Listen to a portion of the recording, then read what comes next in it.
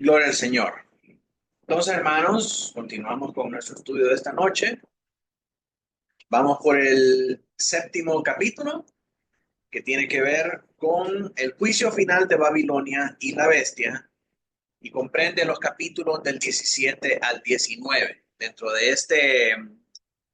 esta sección, estamos viendo el capítulo 17. Y dijimos que vamos a verlo en cuatro incisos o cuatro partes. Ya vimos la primera, que fue una introducción a la visión, que comprende los versículos desde el 1 hasta el 3a. Y en esta otra ocasión, en este otro estudio, vamos a ver la segunda parte de este capítulo, que comprende los versículos del 3b al versículo 7. Y eso tiene que ver con la visión que mira Juan y la respuesta que tiene Juan a esa visión. Vamos a ver cómo eso es muy importante para nosotros en esta noche. Así que nos vamos a ocupar de estos versículos, de estudiar estos versículos en esta noche. Siempre comenzamos nuestro tiempo leyendo la porción en referencia. A ver si alguien me puede ayudar ahí a leer de manera fuerte para que puedan escucharlo. Y vi una mujer sentada sobre una bestia escarlata llena de nombres de blasfemia, que tenía 7 cabezas y 10 cuernos. Y la mujer estaba vestida de púrpura y escarlata, y adornada de oro, de piedras preciosas y de perlas. Y tenía en la mano un cáliz de oro, lleno de abominaciones y de la inmundicia de su fornicación.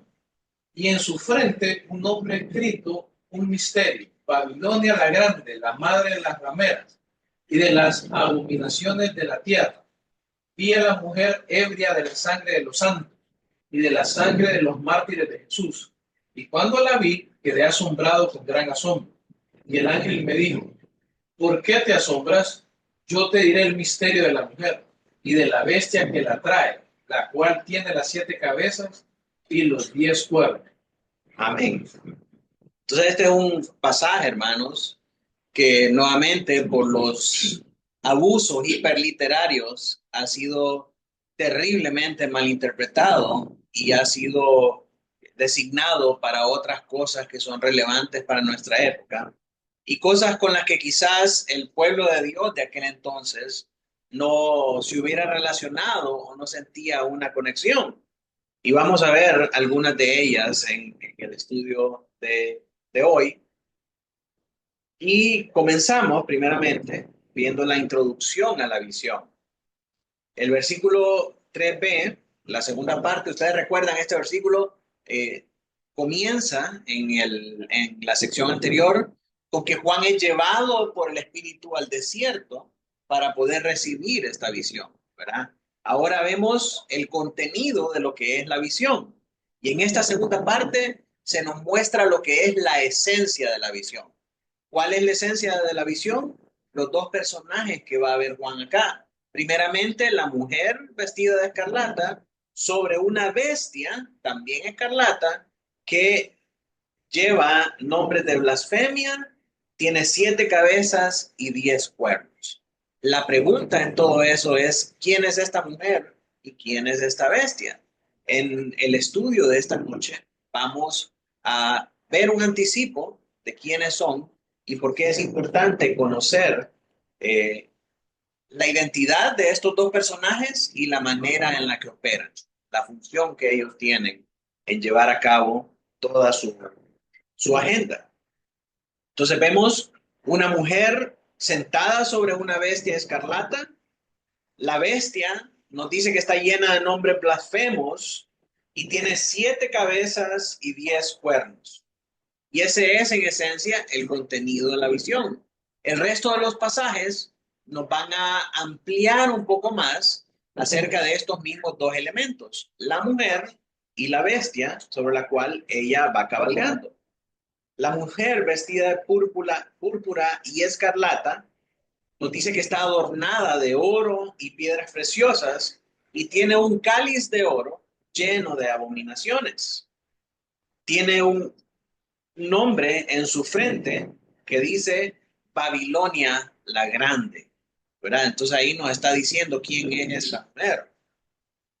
Entonces, mis hermanos, como les decía, han habido muchas conjeturas durante el tiempo, principalmente de parte de los hiperliteralistas, los que tratan de interpretar todas estas cosas de manera literal y siendo que son, que pertenecen a un género profético y que se utiliza un lenguaje profético, no deberían ser interpretadas de manera literal, como hemos venido diciendo a lo largo de este estudio. Ahora, en el anuncio que hicimos esta tarde, yo les puse un poquito de ¿cómo se llama? Anticipación, ¿verdad? En cuanto a la relación que tiene esta descripción de estos dos personajes con algunas estatuas que hay en Europa que parecen describir la imagen que vemos aquí en Apocalipsis. ¿Y cuál es la relación de eso? ¿Por qué hacemos eso? En primer lugar, solo quiero aclarar que no lo hago para generar morbo. Hoy se va a llenar porque el pastor va a hablar estos temas como se hacen en otros lados. Lo hago porque es importante que nosotros entendamos la manera en la que la gente afuera, desde una perspectiva errada, mira e interpreta estas cosas para que sabiendo el error, nosotros podamos conocer el valor y podamos ver qué tan equivocados estamos a la luz de la escritura, qué tan equivocados están esas personas a la luz de la escritura y descubrir el valor de la verdad en estas cosas. También, mis hermanos, porque el engaño del diablo trabaja de una manera tan sutil que puede incluso desviar el pensamiento de aún los cristianos hacia las cosas que las demás personas están diciendo que es el cristianismo. Y ese es un grave peligro que vamos a ver retratado acá. Por lo tanto, llevarnos a pensar en la manera en cómo Dios interpreta estas cosas y cómo nosotros debemos recibir ese mensaje, nos blinda a nosotros y nos guarda a nosotros en caer en esa interpretación tan alegórica, en caer en esa interpretación tan caricaturesca muchas veces de todos estos elementos y a ver que hay un gran peligro en hacer estas cosas de esta manera. Como les dije, cuando se habla acerca de estos elementos y de esta visión de Apocalipsis 17 en particular, las redes se llenan y las teorías de conspiración estallan tratando de explicar quién es esa mujer sobre esa bestia. Yo doy gracias al Señor que tuve la oportunidad, como hablaba con una hermana el domingo, de poder aprender la manera, por tanto tiempo, la manera en cómo no debemos interpretar Apocalipsis y todas las interpretaciones erradas que pueden haber para ahora poder distinguir la verdad. Entonces, eso es algo muy valioso que estimo en mi formación espiritual, en la providencia del Señor, que me pidió, no me pidió, sino que me permitió estar en una época donde todas estas teorías alocadas fueron cobrando un montón de fuerza. Y por ejemplo, respecto a esta mujer sobre esta bestia, allá a principios de los 90, eh, la gente interpretaba todos estos elementos y toda esta visión como un símbolo para la Comunidad Económica Europea. Y ahora les voy a comentar por qué. La Comunidad Económica Europea nace desde 1957 a raíz de un tratado de Roma. Y ustedes pueden investigar acerca de eso y pueden ver que la Comunidad Económica Europea existe desde ese tiempo y tiene injerencia en todo el continente europeo desde ese tiempo. Quizás por las guerras mundiales, la efectividad y la trascendencia de esa comunidad económica europea no tuvo tanto impacto en el acontecer político mundial, ni tampoco la, en los demás países del mundo, ¿verdad? A pesar de que existe desde 1957, allá por los 90, nadie de nosotros escuchaba ni hablaba, ni el tema de la Comunidad Económica Europea era relevante. Sin embargo, en 1999 las cosas cambiaron. Porque en 1999 el mundo perdió la cabeza cuando unificaron, cuando todos los países de Europa unificaron sus economías en un solo bloque, creando una sola moneda que era el euro. Y cuando hicieron eso, el símbolo por el cual representaron ellos el euro y esta unión económica europea fue a través de esta imagen de una mujer sobre una bestia.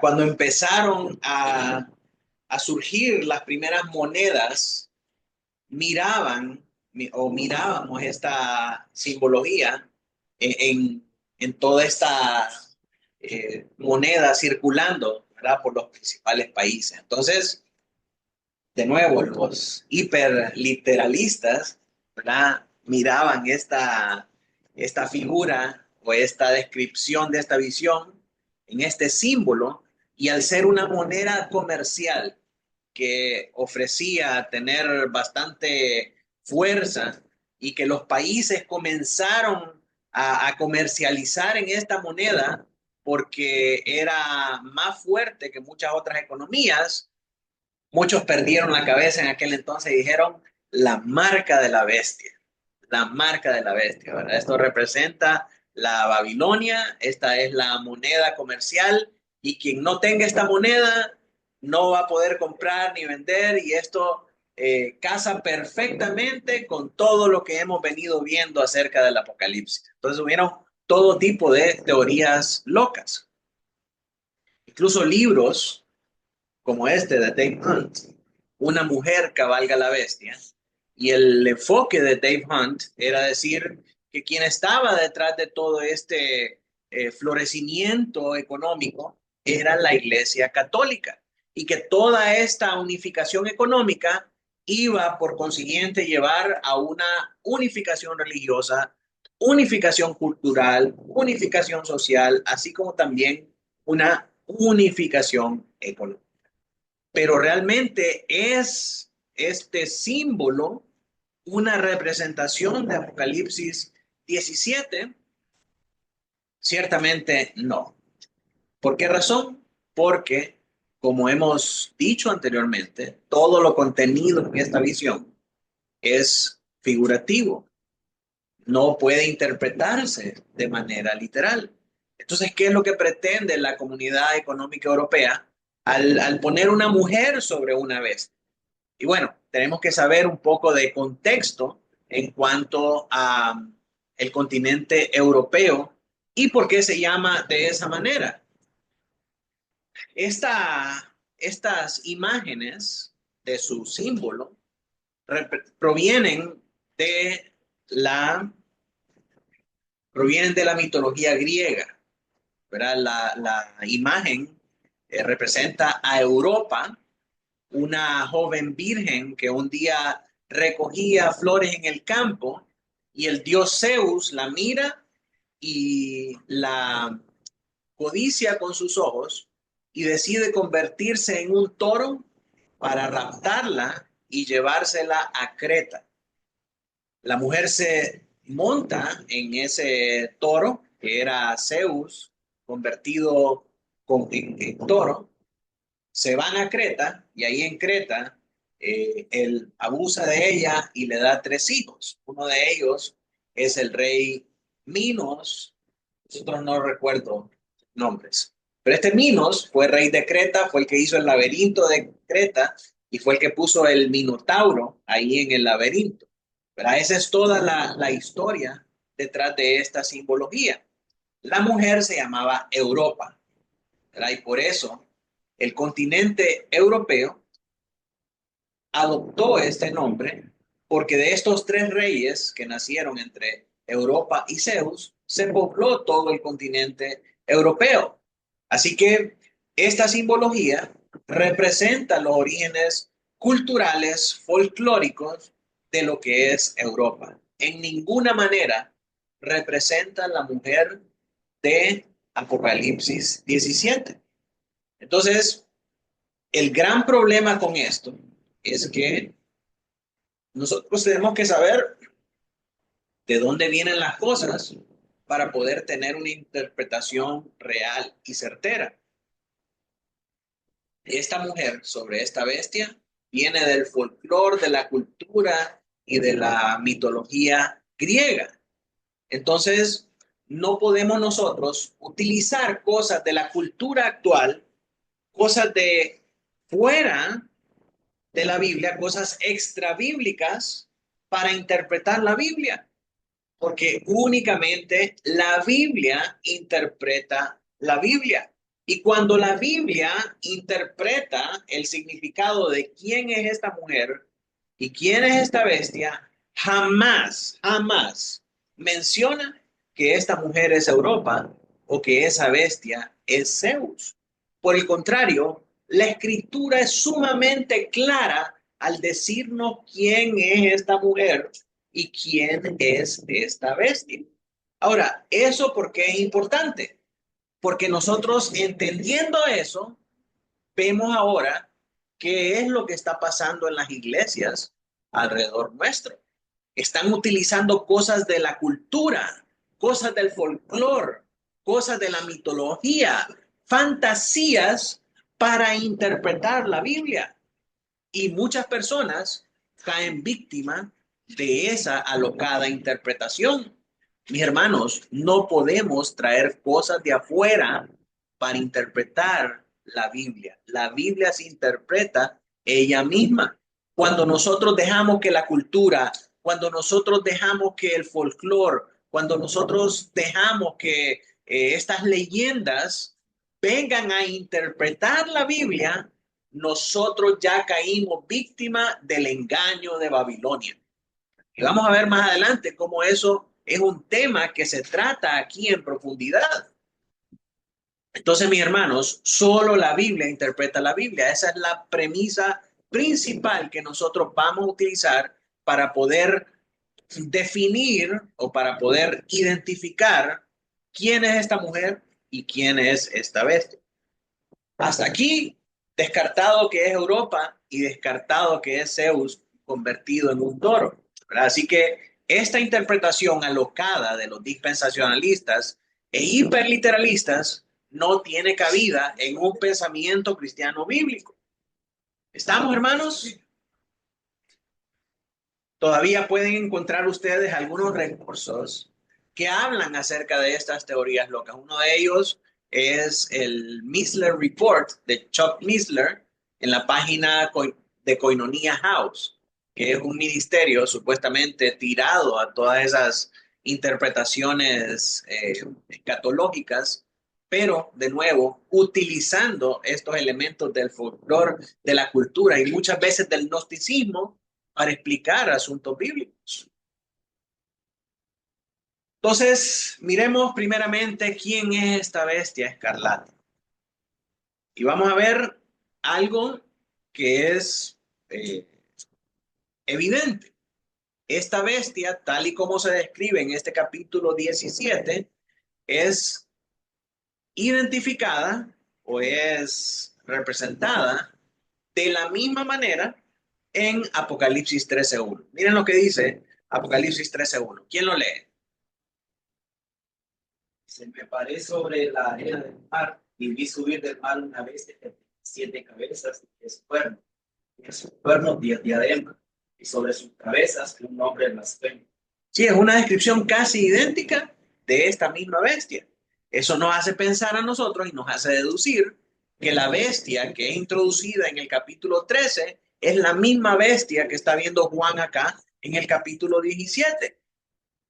Tanto en el 13 como aquí en el 17, la redacción o la descripción de esta bestia proviene de Daniel 7, del 3 al 7, Daniel 20, Daniel 7:20 y 7:24, donde se describe esta bestia de la misma manera. Entonces, si nosotros queremos interpretar quién es esta bestia, qué es esta bestia, tenemos que dejar que la Biblia nos diga quién es la bestia y no la cultura, porque la cultura nos va a decir a nosotros que es Europa sobre Zeus, ¿verdad? Pero solo la Biblia interpreta la Biblia. Cuando nosotros nos vamos a ver que el origen de esta bestia es Daniel 7, miren lo que dice Daniel 7, versículo 3. ¿Quién lo lee? Y cuatro bestias grandes, diferentes, la una de la otra, subían del mar. Amén. Y en el 20. Asimismo, acerca de los 10 cuernos que tenía en su cabeza y del otro que le había salido, delante del cual habían caído 3, y este mismo cuerno tenía ojos y boca, que hablaba grandes cosas y parecía más grande que sus compañeros.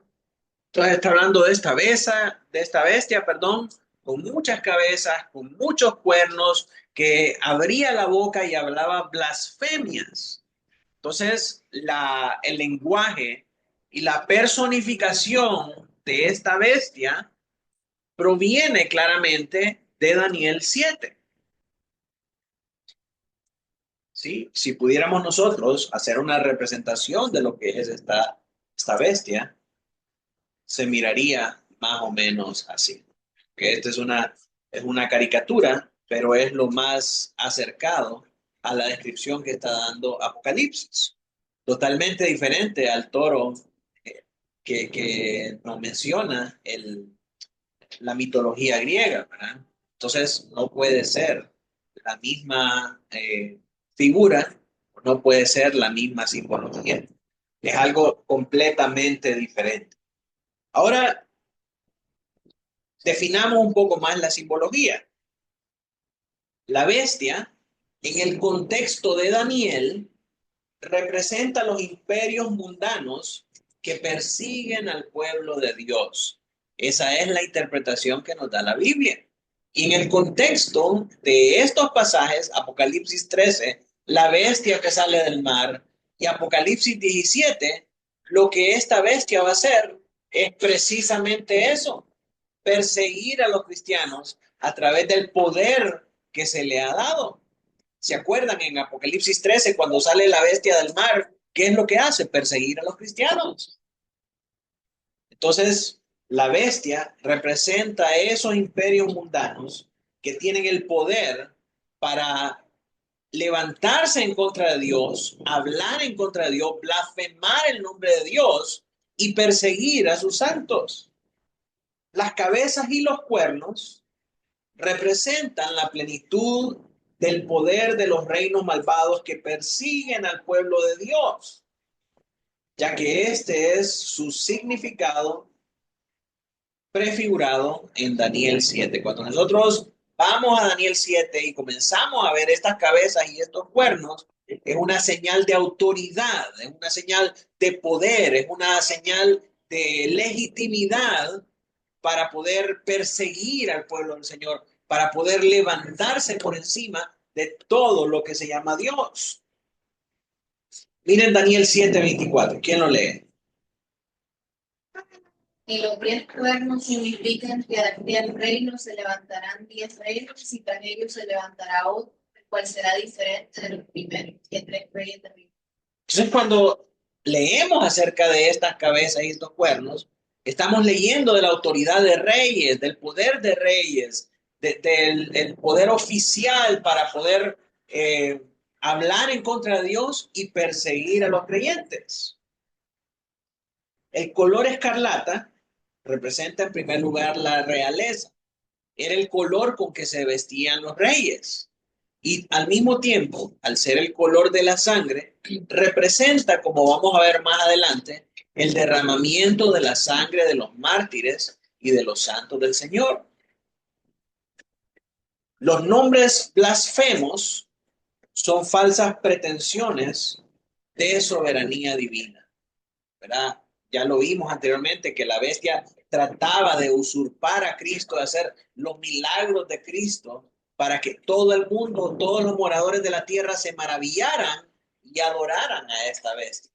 Entonces, eso es lo que esos nombres blasfemos representan. Falsas pretensiones de la soberanía divina con el propósito de ganar adoración. Ahora miremos a la mujer. Estamos claros con lo que es la bestia, ¿verdad? ¿Qué es la bestia? Los poderes de este mundo que se levantan en contra de Dios, que blasfeman contra Dios y persiguen sistemáticamente a los santos y a los mártires, apoyados por una autoridad y por un dominio que le dan los reinos de este mundo. Sí, esa interpretación la sacamos nosotros de Daniel. Eso es lo que significa en Daniel estas cabezas y estos cuernos. Daniel nos dice, las cabezas eran reyes, los cuernos eran autoridad, eran reconocimiento. Entonces, esta bestia es el poder del mundo para perseguir a los cristianos y para blasfemar en contra de Dios. Pero no puede estar representado, por ejemplo, o sea, pensando así algo conspiranoico. O sea, si bien es cierto lo que explicaste de Europa, la bestia representa a Zeus y a los emperadores, pero si Daniel te está diciendo que eso es, bueno, también autoridades y poderes que van a perseguir a los cristianos, yo, si estoy tramando algo en contra del pueblo cristiano, no voy a venir y voy a poner en esa moneda una bestia con 7 cabezas, pero sí puedo poner ese todo. Y qué casualidad que también habla de que porque es una bestia, esto es lo que es una bestia, y que está montada una mujer. Si bien es cierto, cual lo explicaste, pero al final eso es un grupo de países que se han unido y que no se sabe si en un futuro puede haber esa persecución que en algún momento, pues, ya hay. Sí, obviamente este poder y esta autoridad no es algo subjetivo, no es algo etéreo, ¿verdad? Sino que es instrumentalizado a través de estos hombres, de estos gobiernos que estamos viendo. Los principales países de Europa que antes fueron cristianos tienen una aversión hacia el cristianismo y por consiguiente tienen mayor empatía por el Islam que por el cristianismo. Esa manera de actuar, de despreciar al Señor, de perseguir a sus santos y de coquetear con estas naciones que son opuestas al Señor, es lo equivalente a ese vino de fornicación que Babilonia le da a todos los reyes del mundo, ¿verdad? Para coquetear con ellos y esos mismos delitos, esa misma fornicación es lo que va a representar su juicio en el final de los tiempos, ¿verdad? Entonces, ese poder y esa autoridad para blasfemar el nombre del Señor, para perseguir a los cristianos, se instrumentaliza al final a través de los gobernantes de estas naciones, a través de sus monedas, porque obviamente el factor económico es usado como medio de represión contra los cristianos y contra las iglesias, ¿verdad? Sí, en algún momento esa moneda con ese símbolo puede ser un instrumento de persecución para los creyentes. No lo negamos. Lo que estamos diciendo es que ese símbolo no tiene nada que ver con la visión de Juan en Apocalipsis, ¿verdad? O sea, lo que Juan está viendo es todo el sistema, todo el aparato, este poder del mundo persiguiendo a los cristianos y blasfemando el nombre de Dios. Ahora, es importante que miremos la mujer para que entendamos la contraparte. Es lo que impulsa y hace operar a estos poderes del mundo. Eso es la mujer. Dice el verso 4. ¿Quién lo lee ahí? La mujer estaba vestida de púrpura y escarlata y adornada de oro, piedras preciosas y de perlas, y tenía en la mano un cáliz de oro lleno de abominaciones de la inmundicia de.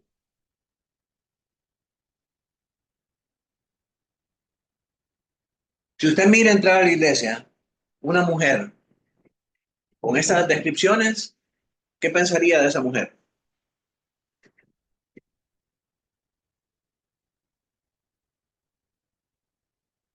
¿no?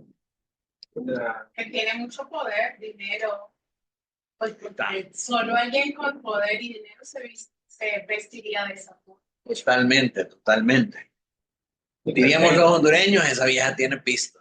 Ah, ¿Verdad? Vemos una mujer bien elegante, vestida con perla, oro y todo esto, emperifollada, ¿verdad?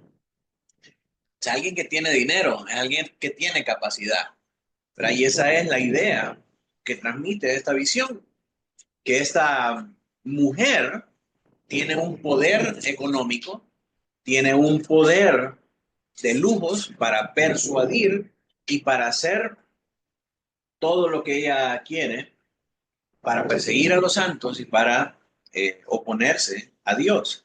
Casi como una descripción de Jezabel. Casi como una descripción de Jezabel. De Jezabel. Representa el sistema mundano, la economía, la cultura y la religión. Y esto es lo que podríamos llamar como el zeitgeist. Zeitgeist es el espíritu de esta época. Ese término fue acuñado primeramente por George William Frederick Hegel en el siglo XIX para hablar acerca de el espíritu que estaba presente en el mundo, que es diferente en cada época.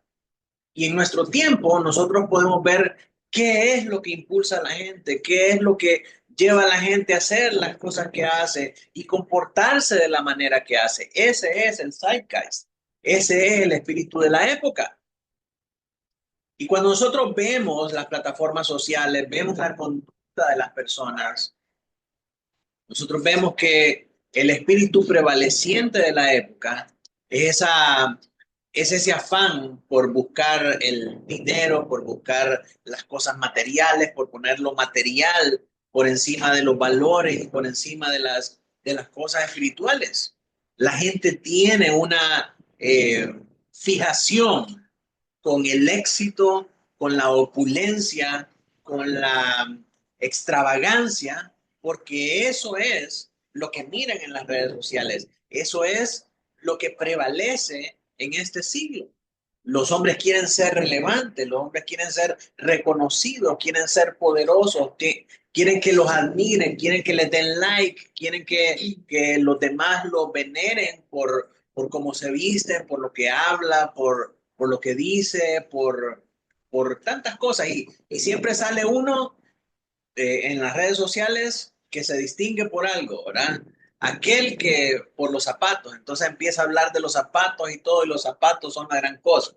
El otro que habla de los perfumes y empieza a hablar de los perfumes, el otro que habla de los relojes, el otro que habla de los sacos, el otro que habla de las fajas, de las carteras, de esto y el otro, y todos están alabando toda esa vanidad. Por siguiente, las personas que consumen todo ese material se van en pos de todas estas comunicaciones, como lo habla la Biblia, ¿verdad? Y anhelando más estas cosas que las cosas espirituales. Ese es el espíritu de este mundo. Entonces, mis hermanos, sobre ese espíritu de este mundo opera la bestia. Y por eso es que es tan popular. La manera de pensar de las personas, la manera de actuar de las personas, todo eso está influenciado por este sistema de Babilonia. Sus extravagancias, su idolatría, su inmoralidad, todo eso es lo que impulsa a los gobiernos y el poder que tienen los gobiernos.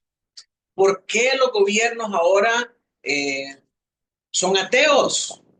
A diferencia de algunos años atrás, porque el espíritu de la época, el pensamiento moderno, los lleva a despreciar a Dios y amar la ciencia sobre todas las cosas.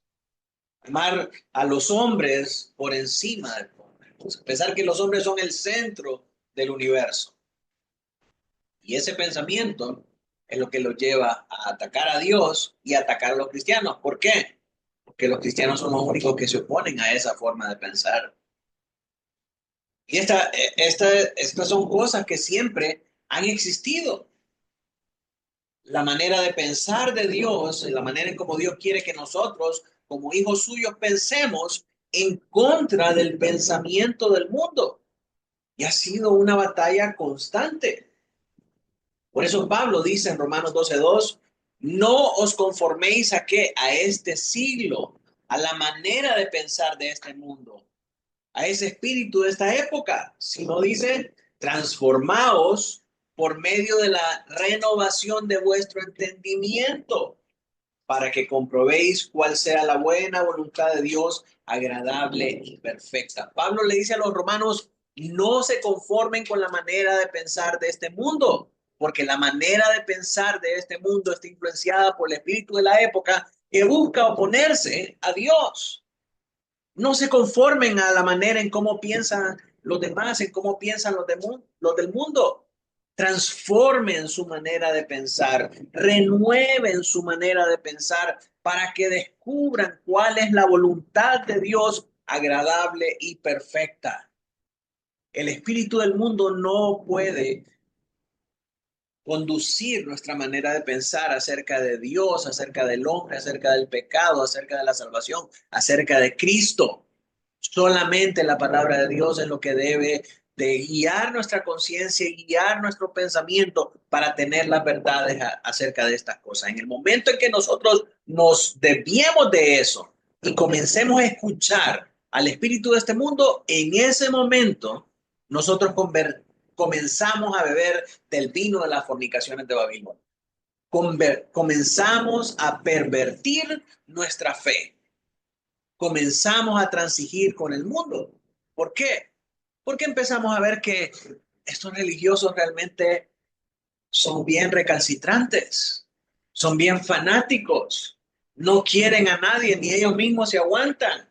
Todos son reglas, todo es cuadrado, todos son regulaciones, nadie puede hacer nada acá, nadie puede correr en el templo, nadie puede gritar, nadie puede levantar las manos. ¿Quién dice que no puedo profetizar? ¿Quién dice que no puedo ser pastora? Lo que pasa es que estos hombres son blindados de la cabeza, son machistas, son soletos en su manera de pensar y en su manera de actuar, están desactualizados. Ya no estamos en la época de las cavernas, estamos en el siglo XXI, en el pleno apogeo de la modernidad y de la tecnología. Cuando el espíritu del mundo comienza a invadir nuestro pensamiento y a guiar nuestra forma de pensar, nos alejamos de Dios y nos alejamos de la Escritura. Y ese espíritu del mundo está encarnado por esta mujer, por Babilonia. Si pensamos nosotros qué es lo precioso, qué es lo que ama este mundo, son todas las cosas que anda esta Babilonia. La belleza, la sensualidad, la opulencia, la riqueza, el poder, el reconocimiento, la fama. Eso es lo que la gente quiere. Y eso es lo que las iglesias de la prosperidad promueven. Ese es el espíritu de Babilonia. Y el espíritu de Babilonia está presente no solo en las iglesias, en la cultura, en la sociedad, en el gobierno, en la economía, en todas las cosas. El espíritu de Babilonia mueve todos estos poderes religiosos, económicos, gubernamentales, políticos, etcétera, porque todos buscan lo mismo. Todos buscan lo mismo. Su satisfacción personal, el endiosamiento del hombre y no de Dios. Entonces, obviamente, Dios y los cristianos siempre van a ser enemigos de Babilonia y de todos sus secuaces, de todo lo que ese espíritu toca y es utilizado para atacar a Dios y para perseguir a los santos. ¿Se da cuenta? Tiene por un lado los poderes del mundo con sus gobernantes y con sus autoridades, que pueden ser religiosas, políticas, económicas o lo que sea, y el espíritu de este mundo, que es lo que está detrás de todas estas instancias. Entonces, cuando vemos nosotros la representación de esta mujer sobre la bestia, es muy acertado, porque la bestia es lo que lleva a cabo todos estos ataques, pero esta mujer es la que seduce todos estos, todas estas piezas, es el poder, es la fuerza detrás de todos esos elementos.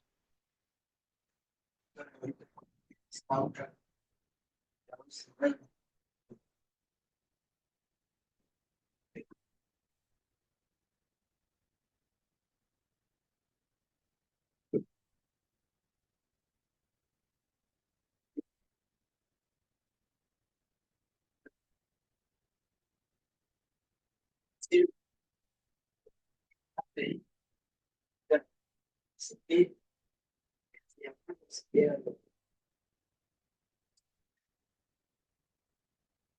vete a practicar, sí, entonces, podrá apreciar esta esencia, y es casi sí, es el mismo tiempo. Claro. Sí. Para volver, entonces, Claro. dice, Exactamente, los moradores del mundo alaban a la bestia, dicen qué lindo, qué cosa más bella, cómo no es esta la verdadera iglesia. Los cristianos están equivocados, esto es. Yo no miro esta extravagancia, esta belleza, esta riqueza en las iglesias evangélicas. Y por otro lado, el pueblo de Dios, ¿qué dice? Eso es idolatría. Eso no puede ser verdadero cristianismo. Entonces, ¿qué pasa? Somos atacados por eso. Somos atacados por eso. Lo que el mundo admira, lo que el mundo acepta, lo que el mundo tolera, lo que el mundo alaba y adula, es totalmente contrario a la verdadera fe cristiana. Y a causa de eso viene la persecución. Entonces esta mujer viste como símbolo de riqueza, luz y poder seductor. Es una implicación para el sistema comercial. El cáliz de oro representa la idolatría, la inmundicia y la inmoralidad espiritual. En Apocalipsis 18:16, la misma manera en cómo esta mujer se identifica acá, se describe en Apocalipsis 18:16 y dice específicamente que estas cosas son Babilonia. Si alguien puede buscar Apocalipsis 18:16.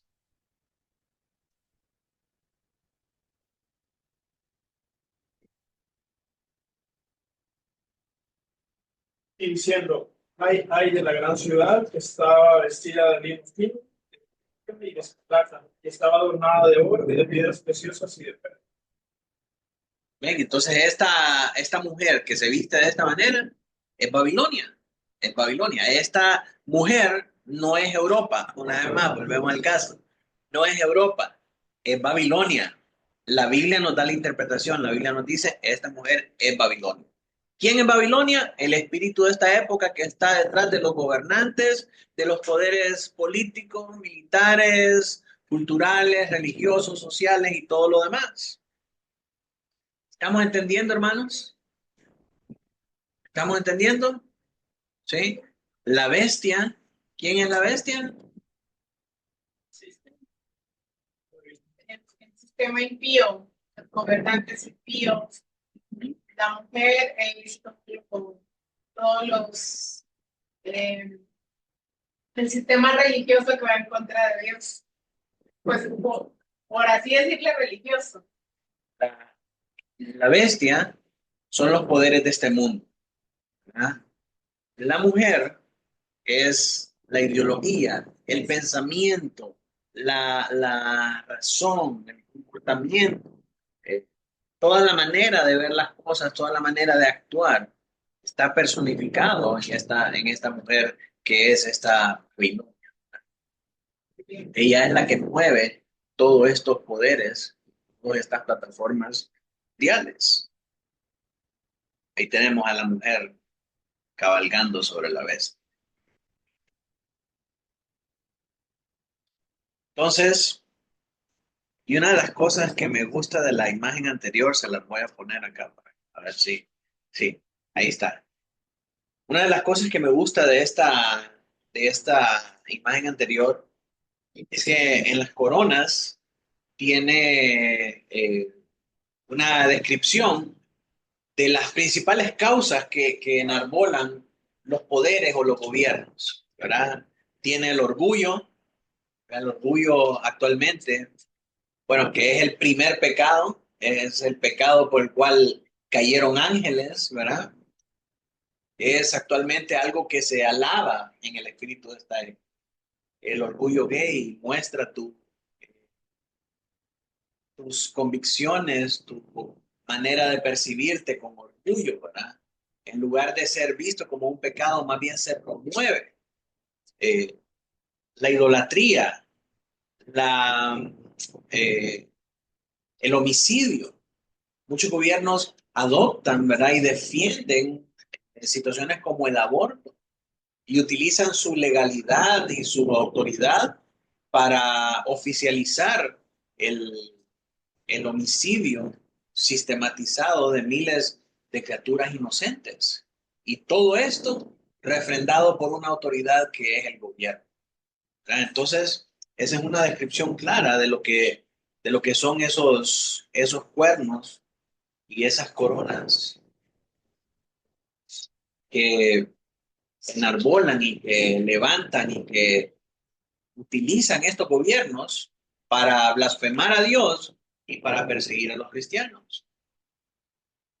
El nombre en su frente, Apocalipsis 17:5. ¿Quién lo lee? Presente un abierto a la gran de las maneras y de las naciones de la tierra. Entonces ya vemos plenamente identificada quién es esta mujer. Es Babilonia. ¿Quién es Babilonia? La madre de las rameras y de las abominaciones de la tierra. Se mira bonita, elegante, apetecible, codiciable, pero no es otra más que la madre de las rameras y de las abominaciones de la tierra. No se engañen, no se engañen. Puede ser muy vistosa, puede ser muy apetecible, pero es la madre de las rameras.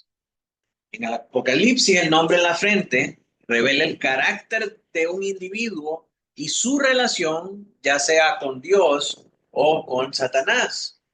En el caso de esta mujer, su nombre revela claramente la alianza que ella tiene con la bestia. Misterio, la palabra misterio, no es algo así como que, misterio, como cuando salía bueno, ustedes son muy chicos todos, creo que son muy chicos para haber visto el Tesoro del Saber, ¿verdad? No, no es una referencia que se entiende ampliamente, pero había un programa, ¿ah?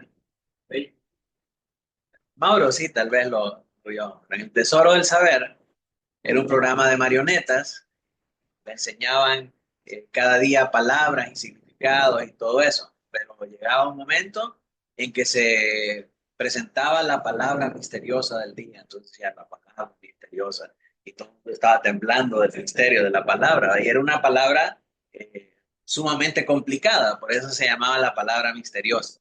Pero cuando en Apocalipsis se usa la palabra misterio, no se usa con el sentido de que, algo tenebroso, algo que debemos tener miedo. Un misterio simplemente es algo que no ha sido revelado, algo que está oculto a simple vista, algo que no se puede ver y no se puede discernir hasta que Dios viene y lo abre y demuestra qué es lo que hay detrás de eso.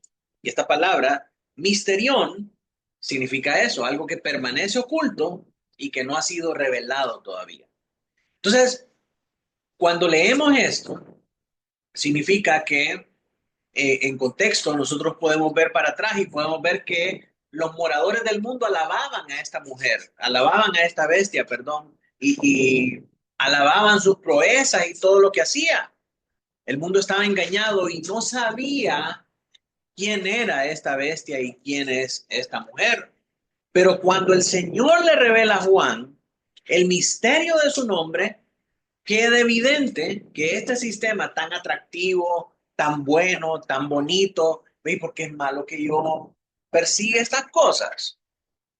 Porque quien está detrás de todo esto es esta mujer, es este espíritu que es madre de las rameras y de las abominaciones de la tierra. Quien está detrás de todo eso es el origen de las abominaciones, de todo lo que Dios repudia, de todo lo que Dios llama abominable, perdón, está abrazado, está contenido en este espíritu. Ahora, ¿por qué Babilonia? ¿Por qué no Apolonia? ¿Por qué no cualquier otro nombre? ¿Por qué Babilonia? O sea, el Señor revela el misterio de esta mujer y dice, es Babilonia. Pero ¿y por qué Babilonia? ¿Por qué no escogió otro nombre? Porque esta palabra Babilonia está directamente relacionada con Daniel. Leemos Daniel 4:30. ¿Quién lo puede leer? El rey dijo, pues esta la gran para casa real, fuerza, para la gloria de Recuerden, todos los elementos de la visión de Daniel se conectan una y otra vez perdón, todos los elementos de la visión de Juan se conectan una y otra vez con Daniel. La bestia, las cabezas, cuernos y ahora Babilonia también. Ahora, ¿por qué se llama a esta mujer Babilonia? Porque representa esa altivez de Nabucodonosor de no reconocer la soberanía y el señorío del Señor y querer levantarse y blasfemar contra Dios diciendo, yo soy el que gobierna mi vida, yo soy el que gobierna sobre estas cosas, yo soy el que he construido este imperio.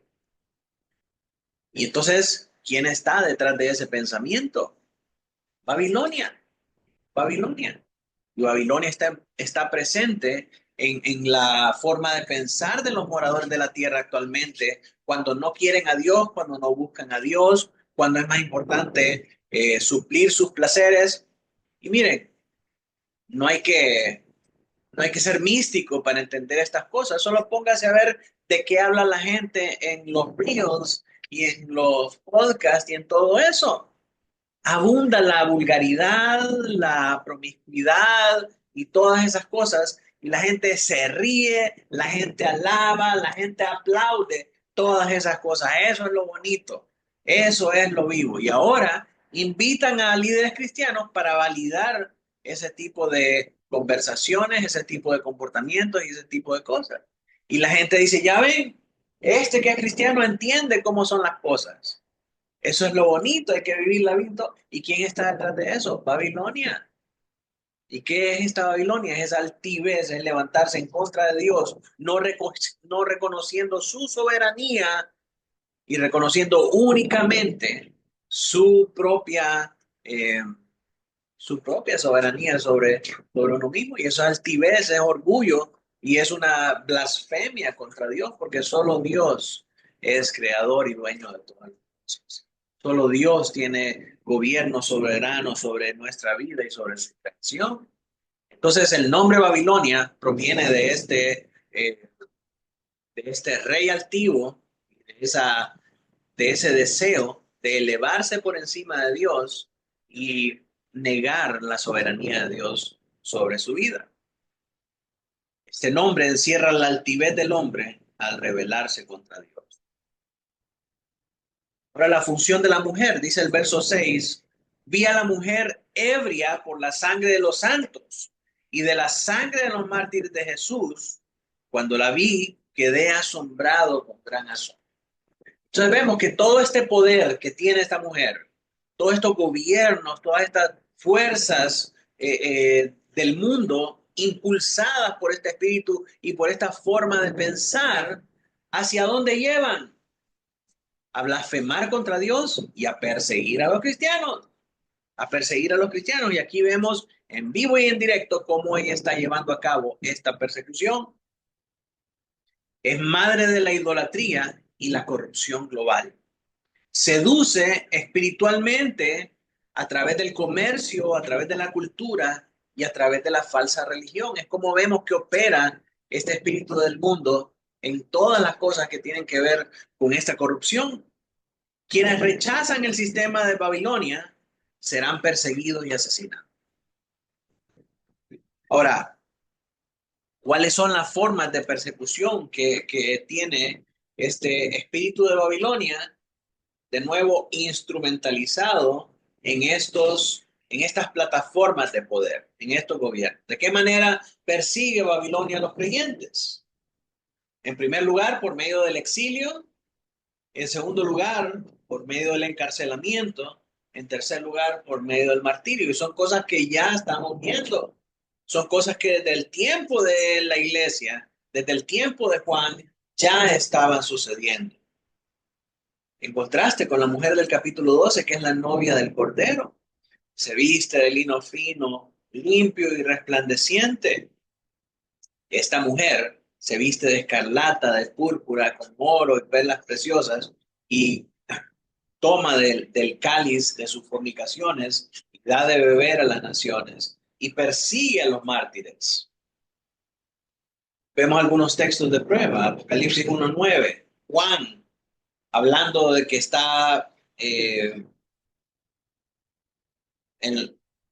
¿cuál es la palabra? En la isla de Patmos está así, exiliado, gracias, hermano.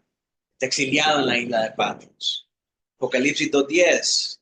No temas en nada lo que vas a padecer. Aquí el diablo echará a algunos de vosotros en la cárcel para que seáis probados y tendréis tribulación por 10 días. Sé fiel hasta la muerte y yo te daré la corona de la vida. Otra de las maneras en cómo Babilonia persigue a los cristianos a través del encarcelamiento.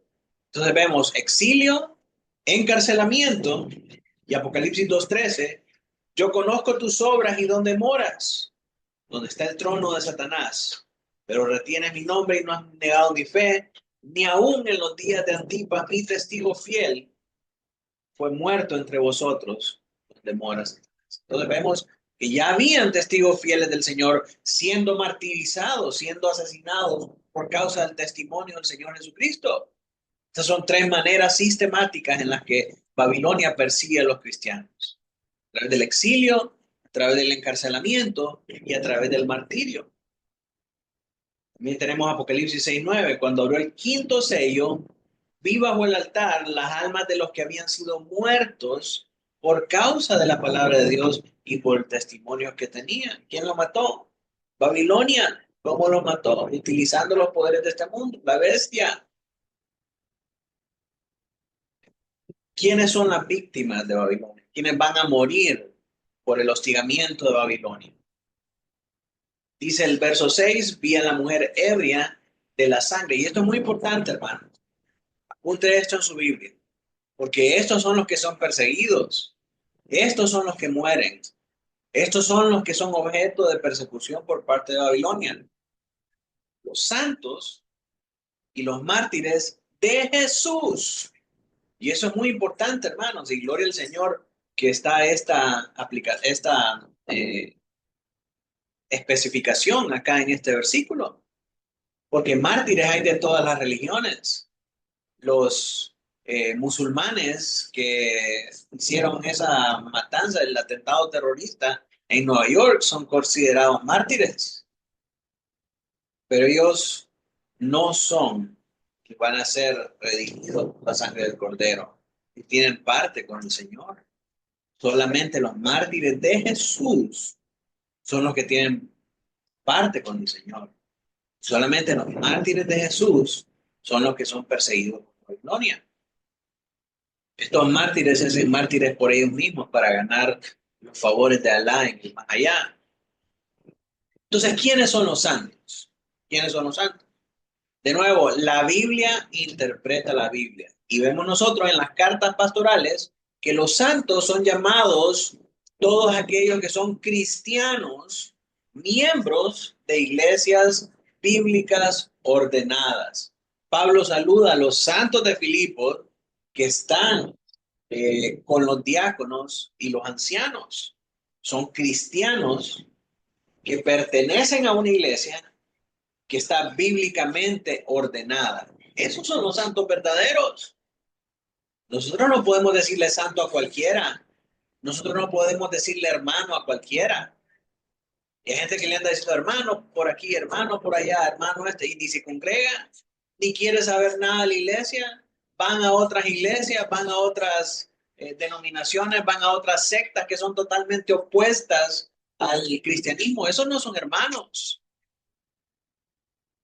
Únicamente los santos son aquellos que son parte de la iglesia, que han puesto su fe en Cristo Jesús y como resultado de eso son parte, son miembros de una iglesia bíblicamente ordenada. ¿Qué pasa con aquellos que no son miembros de una iglesia bíblicamente ordenada? Probablemente sean creyentes. Y si son creyentes verdaderos, el Señor los va a sacar de ahí. Y el Señor los va a llevar a iglesias verdaderas. ¿Verdad? Mientras tanto, oramos por ellos.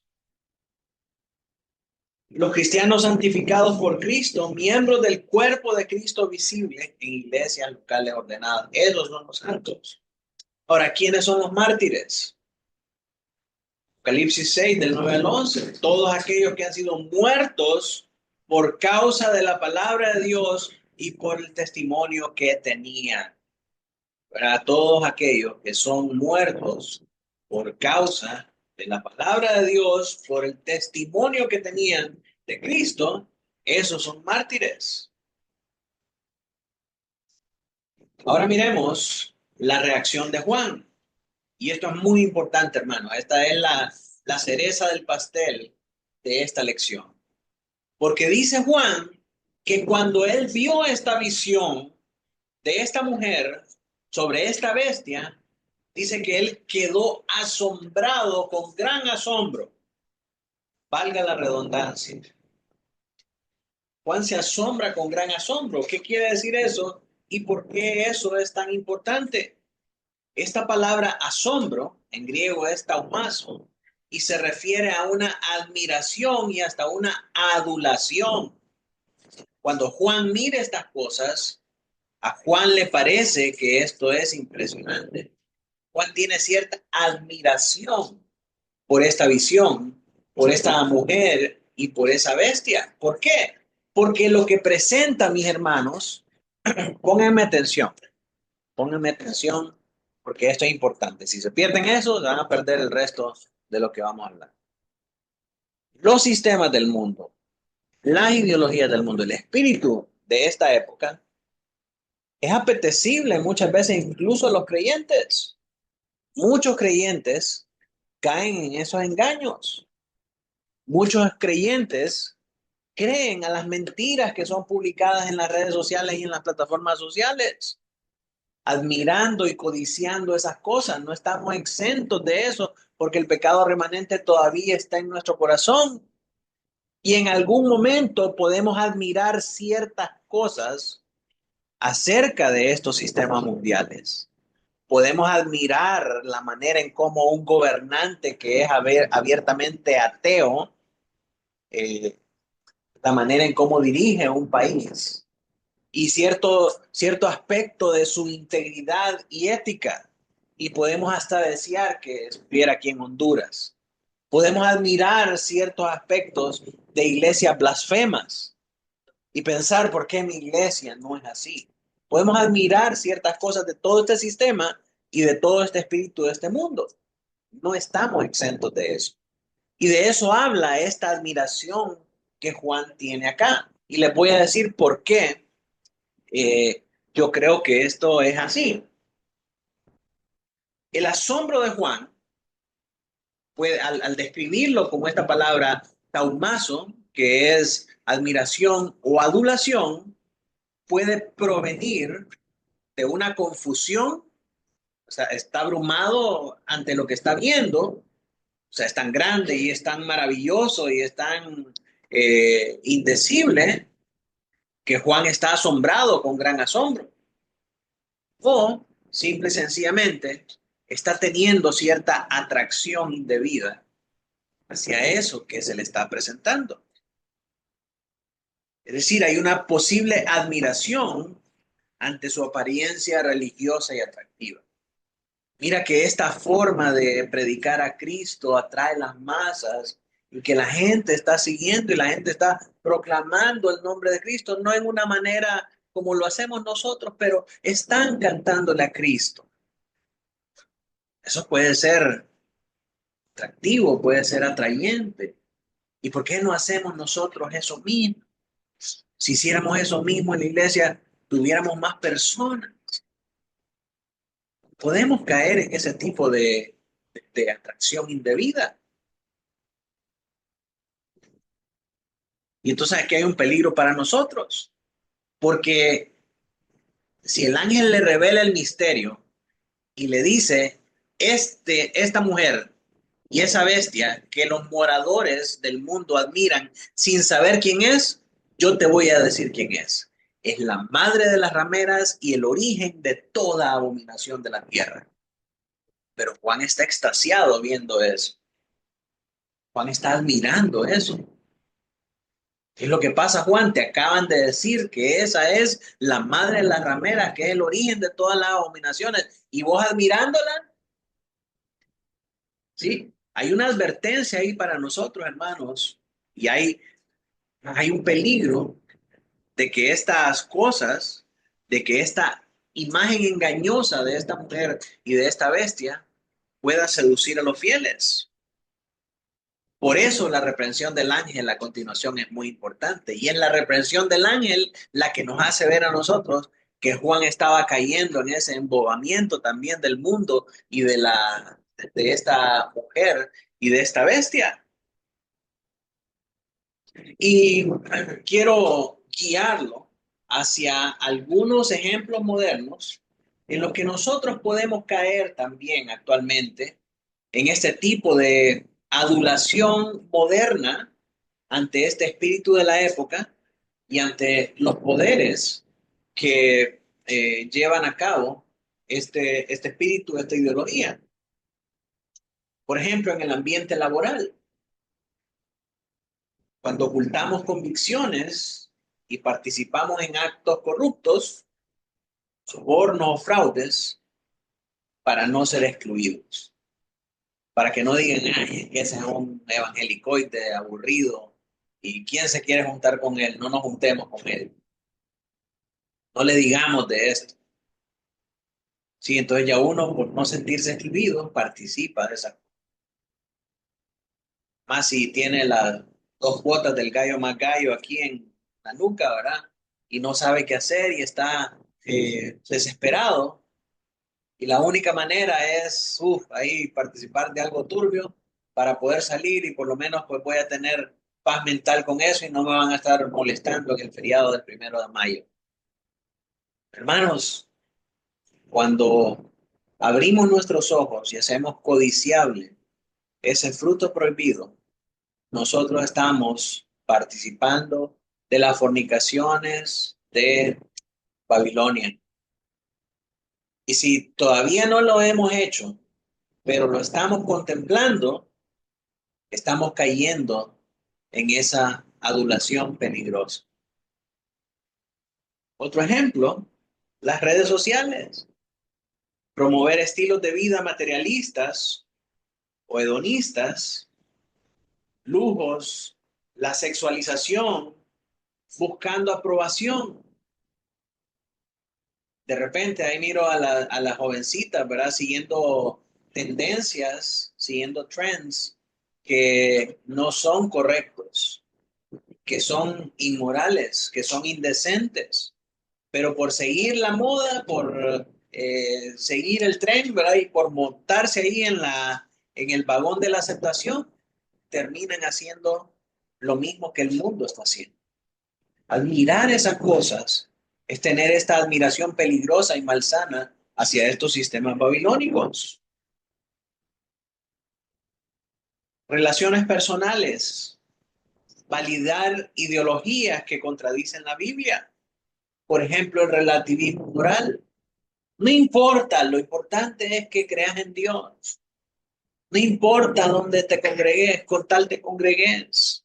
Lo importante es tu relación con Dios.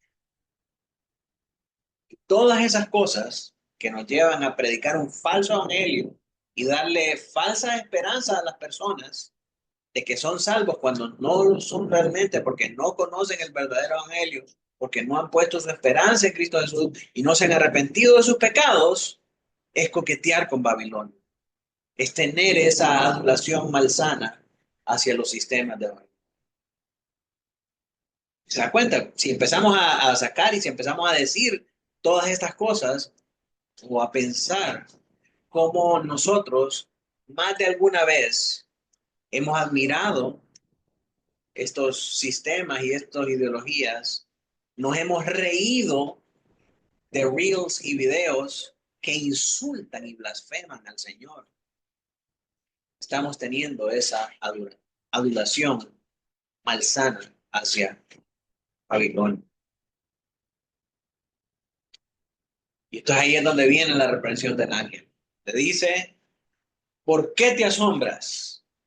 Yo te diré el misterio de la mujer y de la bestia que la trae, la cual tiene las 7 cabezas y los 10 cuernos.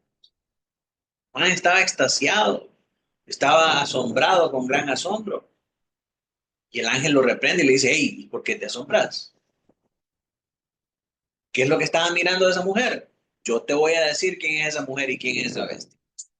Y hermanos, todo lo que empieza a decirle después el ángel acerca de esa mujer y esa bestia es toda la corrupción de la que ellos participan en este mundo. O sea, no es nada bueno. O sea, Juan, no hay nada de admirar en eso.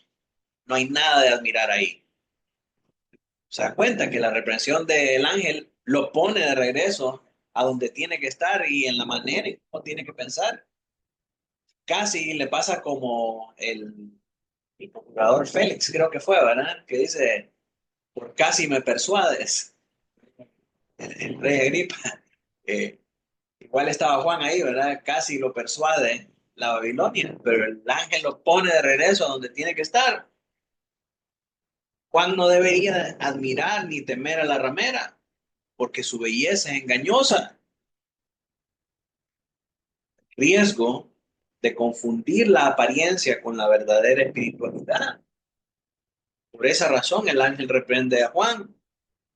Babilonia seduce con prosperidad y con falsa tolerancia. Hace una alianza con la idolatría y ahí sucumben las personas. Cuando uno piensa que el fin de la iglesia, ¿por qué hacemos iglesia? Para llenar la banca, para llenar las sillas, para ser relevantes, para tener un nombre, para influir en la política, para que la ciudad sepa quiénes somos y seamos los más populares y los más queridos. Ese no es el fin de la iglesia. Cuando pensamos de esa manera, ya el sistema de Babilonia ha impregnado nuestra manera de pensar. Pero nos dice, transformen su mente, renueven su mente, busquen lo que es agradable y perfecto al Señor. No se conformen a pensar como piensan los de este siglo. De este siglo piensan en éxito, en prosperidad, en apariencia, pero no en integridad, no en fidelidad, no en consagración a Dios. También eso que hay detrás de la construcción de su escaso. No es gratuito. Derivado de eso hay, Claro. que vimos hace poco, un edificio. Se puede ver algo así. Sí, Como la Biblia, la iglesia local.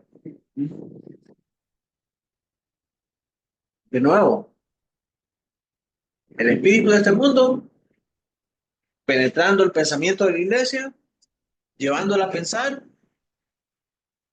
que necesita organizaciones para estar bien organizado, para estar bien, ¿cómo se llama? Para tener lo que necesita.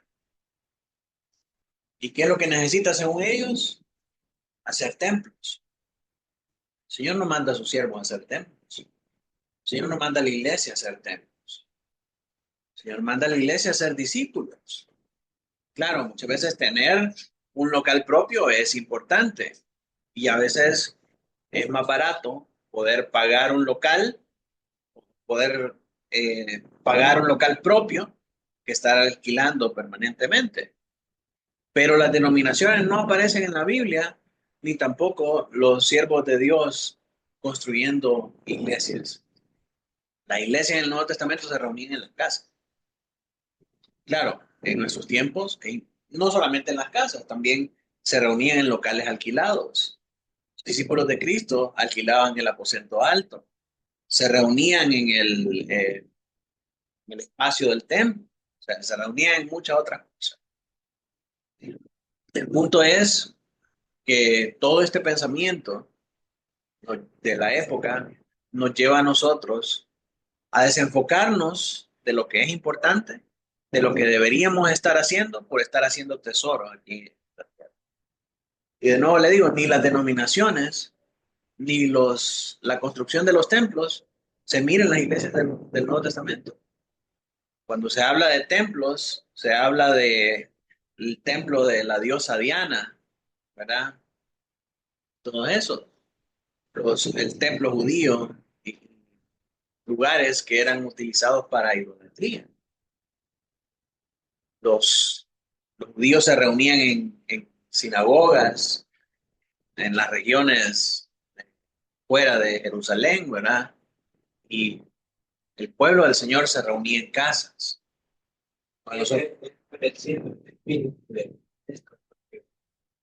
De muchas denominaciones, la constancia es de 200 iglesias. Ujú. Tienes Y entonces ahí tienen pastores peleándose por ser parte de la directiva regional, cuando el Señor no los ha llamado a ser directivos. ¿Cuál es el pleito? El dinero. Tener una tajada del dinero que llega ahí arriba. Pedirle diezmo de diezmos a las iglesias para ir a recibirlo allá arriba en la organización superior y repartirse el botín. Y de ahí es donde vienen todos esos pleitos. El espíritu de la época. Babilonia seduce con prosperidad y con falsa tolerancia. Quien se asombra ante ella corre el riesgo de adorar un sistema anticristiano. ¿Cuál es la solución? Dice el ángel, yo te diré el misterio de la mujer y de la bestia que la trae, la cual tiene las 7 cabezas y los 10. Revela el misterio que está oculto para que Juan pueda ver más allá de las apariencias. La solución sigue siendo la misma, sigue siendo la que le dio Pablo a los romanos en Romanos 12. No se conformen al pensamiento de esta época, renueven su forma de pensar, busquen, escudriñen cuál es la voluntad perfecta y agradable del Señor. Y el Señor va a revelar el misterio.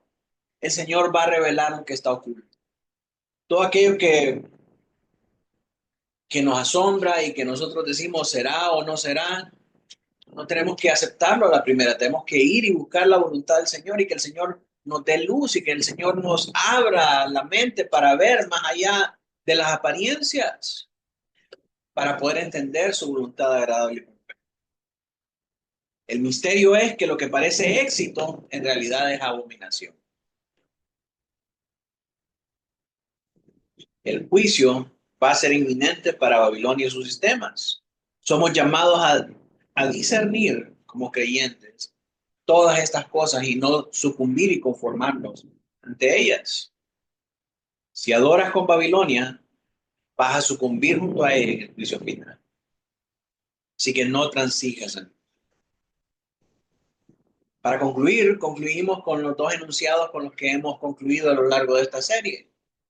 ¿Cómo Dios es presentado en este pasaje?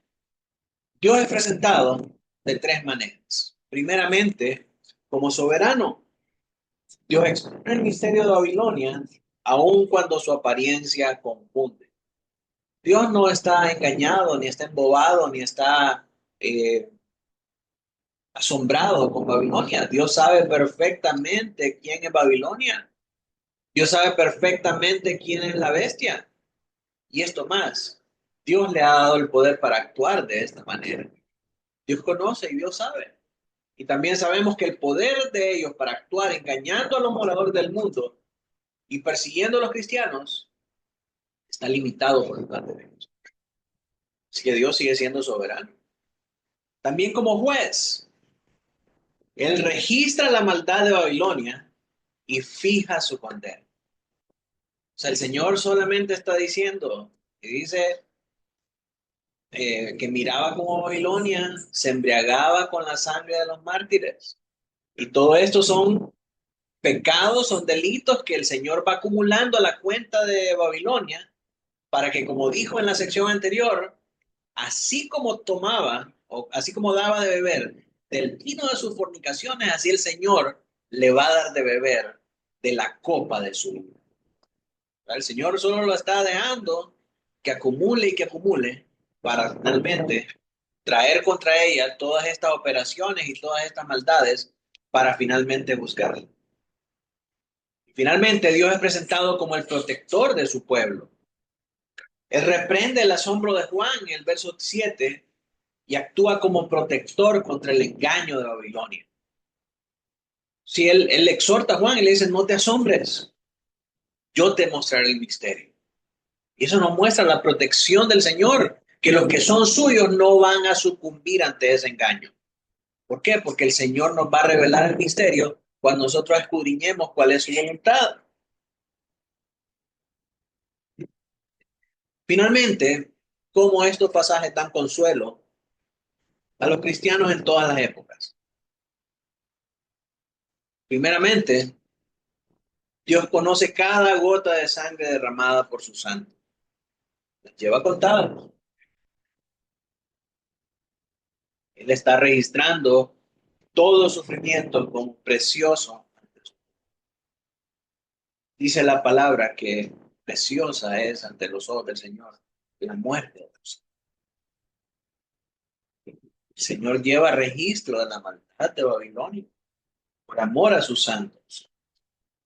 El poder del mal, representado por Babilonia y por la bestia, no es autónomo, sino que opera dentro de los límites divinamente establecidos. Entonces, ¿cómo esto nos da consuelo? Bueno, primeramente, el Señor conoce nuestro sufrimiento. Si nosotros el día de mañana llegamos a ser como aquellos santos debajo del altar que claman, ¿hasta cuándo, Señor santo y poderoso? Nosotros debemos saber y encontrar consuelo en conocer que Dios conoce nuestro sufrimiento y que cada cosa que Babilonia haga para perseguirnos, para matarnos, para hacernos sufrir, solamente está acumulando juicio sobre su cabeza. En el día final, nosotros, como sus santos, vamos a ser vindicados. Y en segundo, toda esta opresión, toda esta tribulación presente está supeditada a Dios. Mis hermanos, si Dios determina que nosotros necesitamos ser perseguidos, que nosotros necesitamos ser exiliados, que nosotros necesitamos ser encarcelados, que nosotros necesitamos ser ejecutados, Jehová Dios es soberano. Él gobierna su creación y la controla como Él quiere. Claro, oramos que no quiera que tengamos que pasar por esas cosas, pero si Él determina que necesitamos pasar por esas cosas para que nuestra fe sea purificada, bendita tribulación, hermanos, que asegura nuestra estadía con el Señor en la eternidad. Bendita tribulación, bendita persecución. Si nosotros creemos que Dios es soberano, nos vamos a sujetar aún a las situaciones difíciles que Él determina que nosotros pasemos.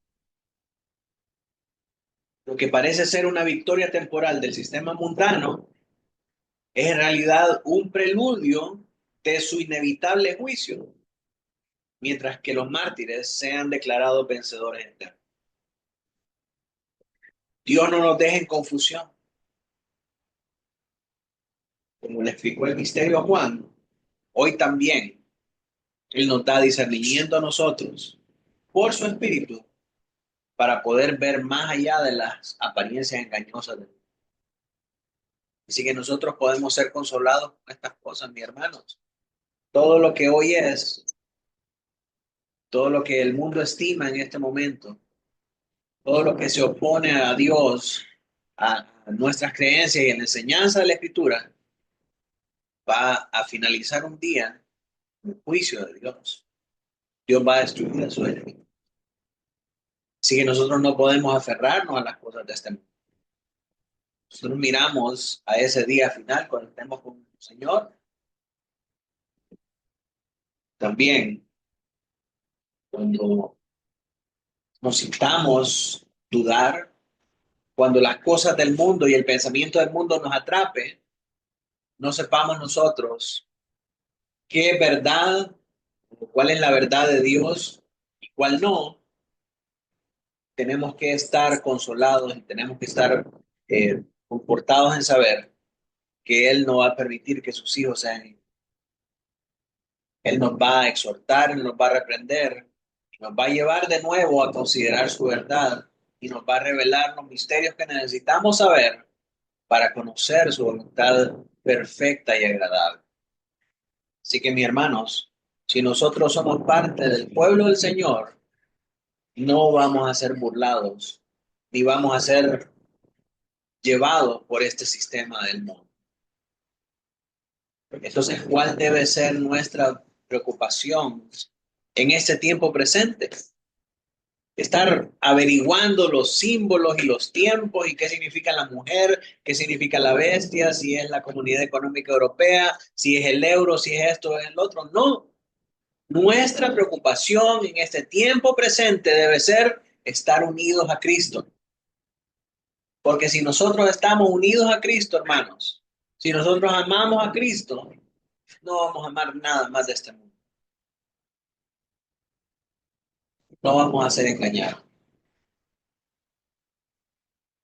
En el día del juicio final, vamos a estar con Él. Y para un cristiano que está unido a Cristo y que ama a Cristo, mira ese día de estar reunido nuevamente con el Señor, con ansias, con expectativa, y clama y dice como iglesia, nada, ven pronto. Entonces debemos estar preocupados por estar en Cristo, por amar a Cristo. Amén. Este pasaje nos asegura que nuestra lucha no es en vano. El esplendor corrupto de Babilonia va a caer, pero nosotros como fieles suyos, si estamos aferrados a Él, vamos a permanecer y vamos a estar con Él para siempre. Amén. En nuestra próxima lección, dentro de 2 semanas, vamos a ver la interpretación del significado de la bestia en los versículos del 8 al 14. Recuerden, el ángel está revelando el misterio para quitarle el asombro a Juan. Entonces, le revela todas las atrocidades que hace esta bestia y todo lo terrible que es esta bestia. Así que eso lo vamos a ver en los versículos del 8 al 14. Por hoy, hermanos, hemos terminado con nuestra clase. Vamos a orar al Señor para quedar despedidos y voy a pedirle, vamos a ver quién no ha orado. Ludwig, dirígenos a oración. Gracias. Gracias primeramente por estar aquí reunidos.